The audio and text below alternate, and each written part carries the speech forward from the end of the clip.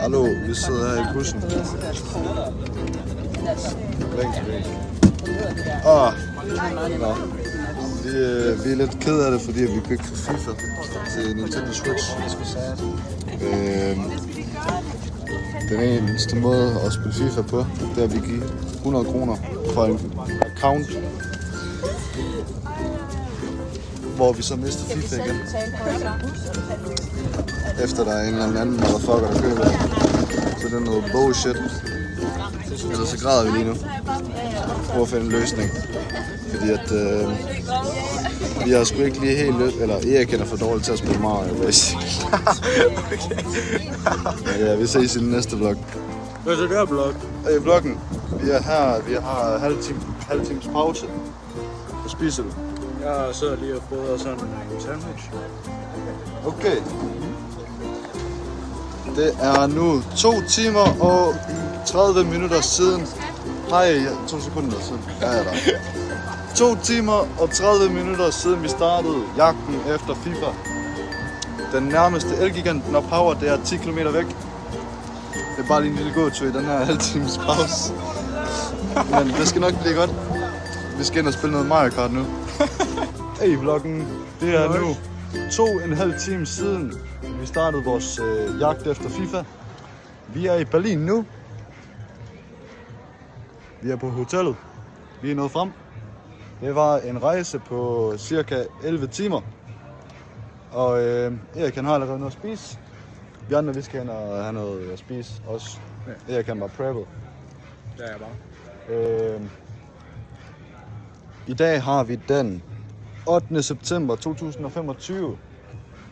Og Erik og Martin, vi... Jeg satte en lang vlog. Husk at give like, subscribe. Og peace. Peace out. Og peace. Hej vloggen, vi er her på banegården. Vi venter på, at de kommer ud fra McDonald's. Ja, okay. Dudum History Story Time. Okay, jeg fik dudum til aftensmad i går. Og jeg kunne ikke spise halvdelen, fordi jeg har været sådan lidt syg. Og jeg kan ærligt talt ikke smage noget. Så det føles bare som om jeg spiser et stykke brød med fyld. Men jeg ved hvordan den smager, så jeg ved den smager godt, så jeg spiser den alligevel. Og så har jeg halvdelen tilbage. Så jeg ligesom har taget den med på turen i dag. Så den har lagt i min taske fra klokken... Ja, hvornår tog vi afsted? Det var 7:30, ikke? Så den har sikkert lagt i min taske fra klokken 7 til nu. Så jeg skulle lige høre, om jeg stadig kunne spise den. Men jeg spiser den sgu stadig. Så tager vi chancen, jeg får tyndskid. Og jeg håber kraftedeme ikke, fordi jeg er også forkølet. Og jeg vågnede op med infektion i året, fordi jeg havde taget dårlig vitamin her i morges. Ja, og jeg har lige mistet en negl. Så hvis jeg også får tyndskid, så ærligt ikke også, så har jeg bare ikke noget til. Og så kan jeg lige så godt bare sige adios. Så er det neglens skyld. Ja, så er det neglens skyld. Har du noget at slutte af med? Ikke særlig meget. Ikke så meget. Erik siger bare amen. Amen. Vi er på bar. Vi har Grosen Bier. Og vi skal se fodbold. Hvis de kan finde ud af det. Hvis de kan finde ud af det, hvis jeg kan skifte kamera. Vi kan se, at de er i gang med at logge ind. Det skal nok blive godt. Hvad laver du? Ser fodbold på telefonen. På grund af de der pølsetyskere, de ikke kan finde ud af det. Sig noget til vloggen, Erik. Pølsetyskere kan ikke finde ud af at sætte fodbold. Pølsetyskere kan ikke finde ud af at sætte fodbold på skærmen. Det er lige meget. Se på telefonen. Ses, skal. Ses.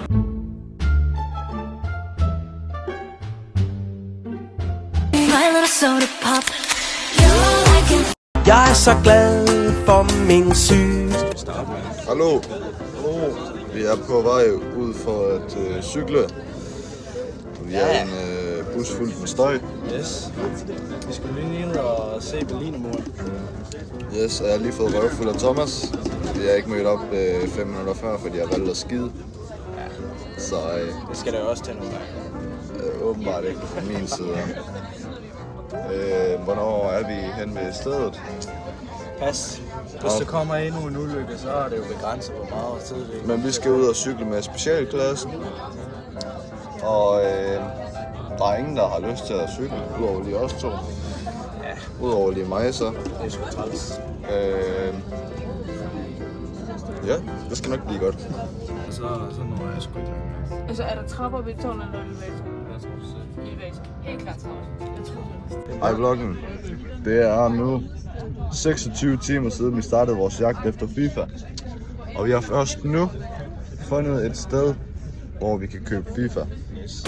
Kan jeg dreje kameraet her? Nej, det kan man ikke. Og den er lige til ude, den kører. Det er meget kritisk, fordi vi har endelig fundet et sted til at købe. Men vi sidder i en bus og kan ikke komme ud fra at købe det. Efter 26 timer. Bussen den kører nu. Det vil nok blive fundet butikken. Vi har fundet butikken, og den ligger ikke så langt væk fra der, hvor vi sover. Men den ligger lige her ved siden af Berlin og tårnet. Kan I se det? Det er sgu ikke. Men ja. Til alle vores fans derude. Jeg ønsker os held og lykke med at finde FIFA.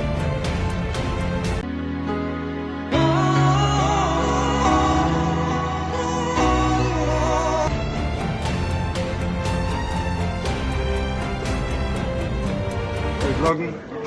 Vi er på museum. Og vi er i gang med at lave en vlog her. Og Så er der dobbeltvlog. så er der dobbeltvlog. Sig hej til vloggen. Sig hej til vloggen. Nå, det gør de så ikke. Men vi er her i Berlin Museum omkring den kolde krig. Vi går sammen med de andre vloggere her. Det skal nok blive godt.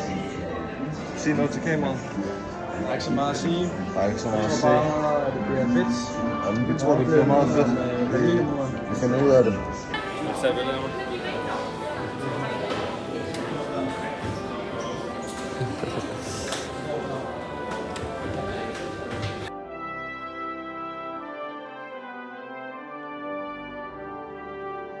Men okay. Hey vloggen. Det er blok. Vi er på vej hen til cyklerne. Yes. Vi skal videre og cykle en tur hen ved Berlinermuren. 15 hele kilometer. 15 hele kilometer. Den 9. september 2025, undskyld. Det skal nok blive godt.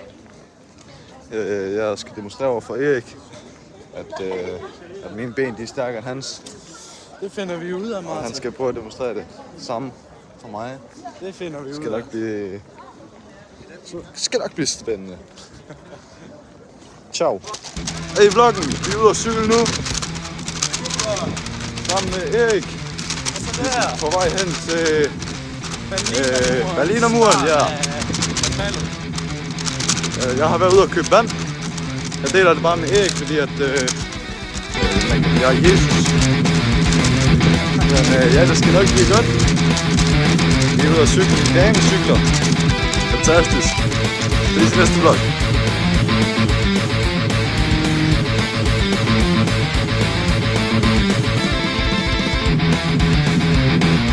Hallo, vi står her ved Berlinermuren. Så Er der, det hvor... her på østsiden?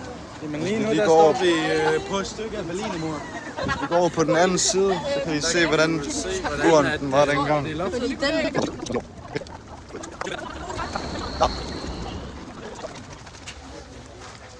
Her er vi så ved indermuren. Der er sådan et tårn her, Så kan vi så se, at... og vi kan se i de her små huller, som er kommet efter, hvordan det var. Sådan en militarisk zone. Hvis det kan ses på kamera, så kunne det være fantastisk. Yes. Ja. Så kan man se, hvordan det var at komme over. Og nu skal vi smutte. Og nu skal vi så smutte igen. Vi ses blok. Men som I kan se, så muren den gik hele vejen gennem Berlin. Sindssygt.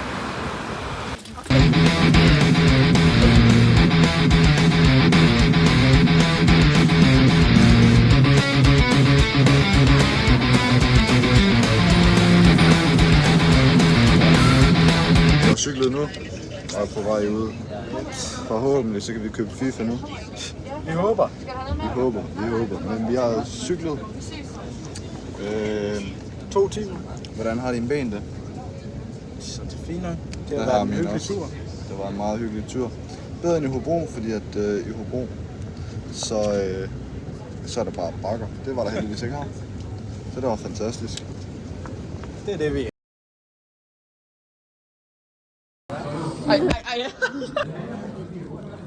Godmorgen, Martin. Det er Martin. I vloggen. Vi er i bussen igen. Ja, Vi skal ud og gå en tur. det skal vi nemlig. Vi skal ud og kigge på... Er I med på det der feature-træk? Ja. Ja. Vi skal ud og kigge på nogle forskellige begivenheder, Det kan faktisk godt være noget, der er sket for mig, men som er sket her i Berlin. Og så tror jeg, vi skal ud og opleve nogle ting på et museum. Det bliver vist kaldt spionmuseum. Ja. Det bliver sgu spændende. Det er noget med spioner at gøre. Ja, Skal vi se Checkpoint Charlie. det skal vi også ned Vi og se. starter med at gå en tur. Det er fantastisk. Vi ses i turen.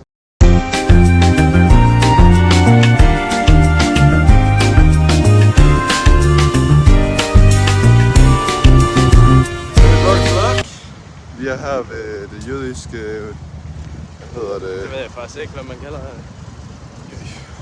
Der er en masse kasser. Ja, det er lige grave. Ja. I guess. Og så går vi alle sammen bare her. Og nu skal vi til at have sådan en akavet samtale omkring, være respektfulde her og så videre. Fordi det er jo helt klart, at der er døde mennesker. Ja. Er I vlog? Vi er inde i... Nej, Thomas, vil du ikke? Vil du ikke lave en cameo i vores vlog? Jo, nævne. Kan du forklare vores vlog, hvor vi er? Jamen, altså, Vi er på en mahnmal for holocaust. Simpelthen det, der er gang i.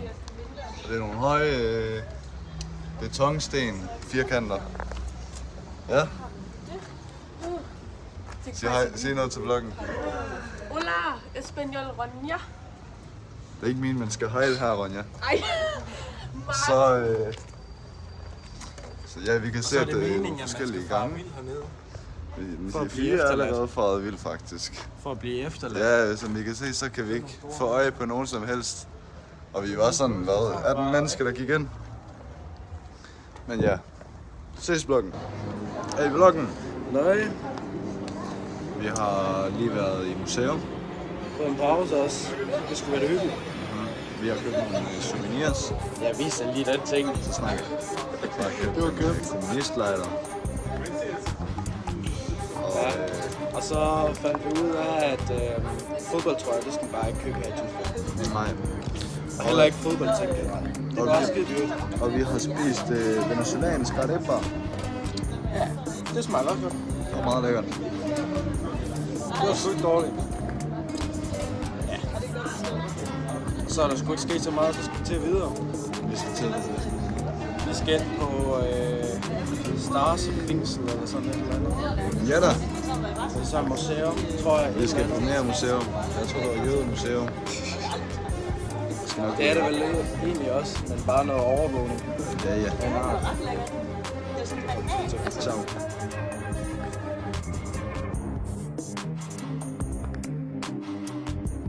Vi har lige været hen og se Et noget museum glas. om, hvordan at, de isolerede jøder Ja. og slog dem ned i det tyske samfund. Ja, det var basically en væg Ja. med noget glas på, og så nogle billeder og tekst på glasset. Yes. Det var ret kedeligt faktisk. Virkelig kedeligt. Men jeg prøver at se nogle seje bygninger her. Så er der en ballon derovre. Mega cool. Jo, vi har lige What up, været Block? til Laser Game. Yes. Sam Award. Jeg fik da max tæv. Det var jeg ikke særlig god til. Jeg fik tredje plads. Det er fint. Det er stabilt. Ja, det var da meget sjovt. Jeg fik 3, jeg fik 6. Det var meget fint. Kom Nu igen skal vi næste prøve gang. at bokse på den her bokseklud-ting, ikke? Det skal nok blive godt.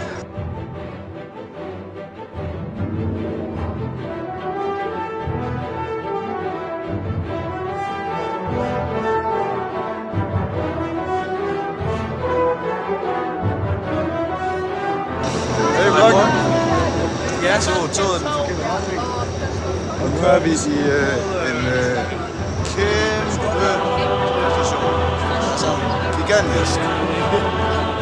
Vi er ved udkanten af Vestberlin, og vi skal Østberlin. ja det er det. Og jeg forstår ikke, Og I forstår intet. Fantastisk. Ja, det her, det er vanvittigt. Altså, det bliver ikke bussen. Jeg tror, Okay, det er den der kan her. help. Hey, vloggen. Vi har taget et tog. Sådan de der to. Vi håber, det er det rigtige, men det finder vi først ud af.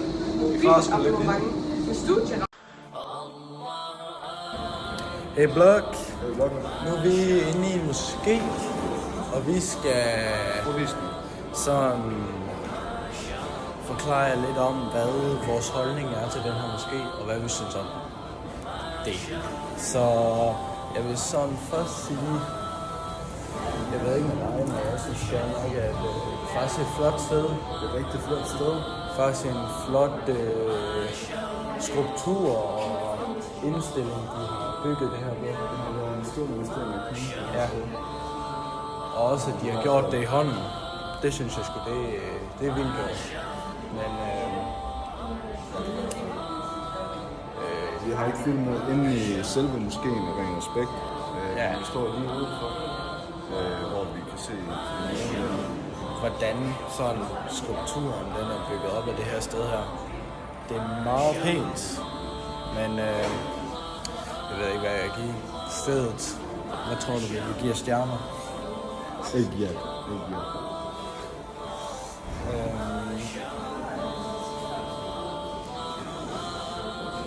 Men ja. I vloggen, Erik kan ikke med os, men jeg er i Mediamarkt nu. FIFA. I vloggen. Erik kan desværre ikke med os, men der er gået 78 timer nu. 3 dage og 6 timer. Vi er inde i FIFA. Hey vlog, det gør mig rigtig ked af at fortælle det her. Men det her, det er kun internet download. Det er ikke fysisk. Det er 26 gigabyte det her. Så på turen hjem på 10 timer kan det her ikke download på min mobildata. Jeg må sørgeligt stille den tilbage i hylden. Og det gør mig ondt i hjertet. Det her, det betyder hermed, at hele turen til Berlin har været spildt. Undskyld, jeg bliver helt sårbar her. Jeg bliver helt følsom. Ses vloggen.